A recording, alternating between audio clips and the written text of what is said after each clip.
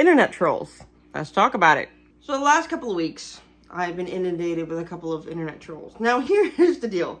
We're going to get them no matter what on social media. If we're doing platforms like YouTube, TikTok, and all this other shit, or the hellscape that is Twitter, or X, you're going to get the occasional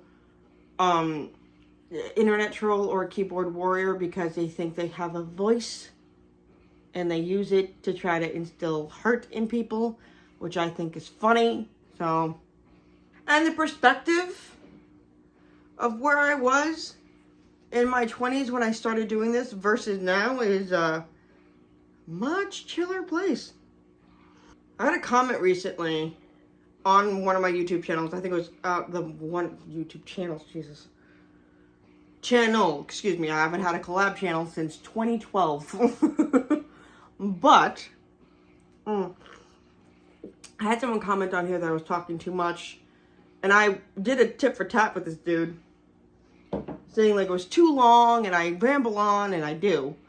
Keep in mind, I edit a lot when I make these videos, and I have to edit because if I didn't, you would be seeing a 3-hour conversation with myself, and no one needs to see that. Even goes so far as to mention that I shouldn't be drinking coffee or tea, or drinking coffee in my videos, and this is to this person. So for everyone who watches my shit, thank you. Thanks so much. Because you're helping me in the algorithm, and I appreciate you. When I was in my 20s, in my late teens, when I started doing YouTube, I took everything to heart. And the perspective is fucking wild. Like, wild as hell. Because when you're in your college years, you want everyone to like you. You want everything to go right. You want things to go perfect. So whatever kind of if you go into this type of industry and you want to make content, you want it to be fucking perfect. And to a degree, you can do all the right things, and so someone's going to pick it apart. Much like being a musician. One who is disabled, no less.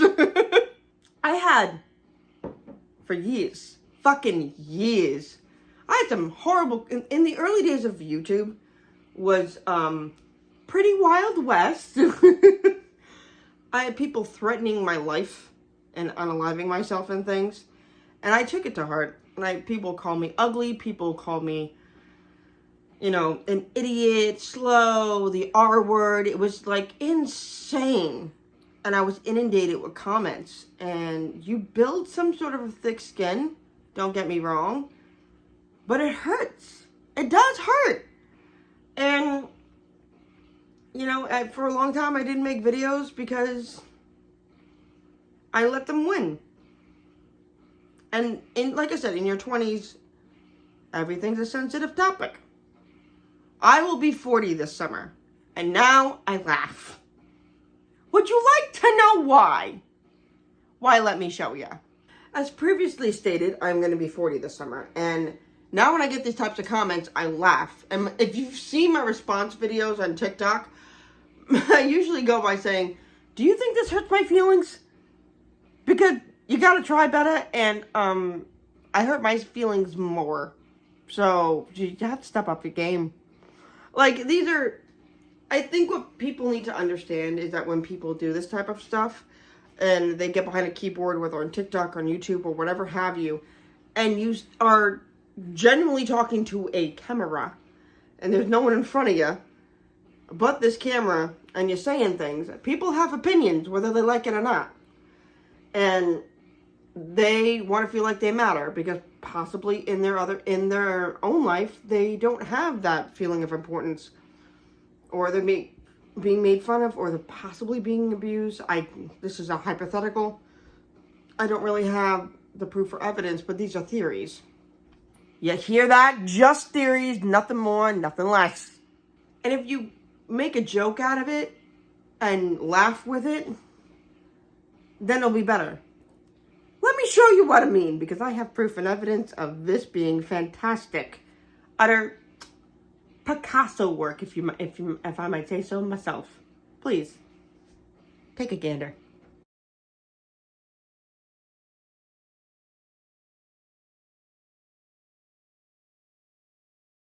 Does it look like I'm upset? Majority of these people have not touched grass since the pandemic. At least that's a theory of mine. Again, it's not proof or evidence of anything, but I feel like that would be the case. And you can do one of two things with it. You can internalize that bullshit and let people talk their bullshit and let them believe their own mantra, their own thing about their opinion of you, because that's all it is. It's an opinion. It's not fact. You know yourself better than anybody else. And I've come to realize that you have to just roll with it and poke fun at it, because if you don't, it will hurt you. And people's words can hurt. And they'll find the one thing that you find insecure about yourself. It's like the fucking John Mulaney joke when, like, 13-year-olds are, like, he purposely gets out of the way of 13-year-olds because I found the one thing that you're insecure about. No, that's the one thing I'm insecure about. But that's my point.